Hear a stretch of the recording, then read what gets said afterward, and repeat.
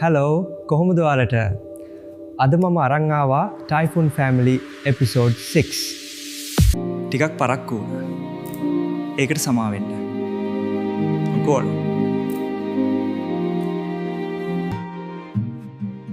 අපි මේ දවස්වල මාර බිසි. වීඩියෝ එක බලන්න ෆර්ස්ට් කමෙන්ට් එක ක්ලික් කරන්න. ඊළඟ එපිසෝඩ්ස් ඉක්මනින්ම ලබා දෙන්නම්.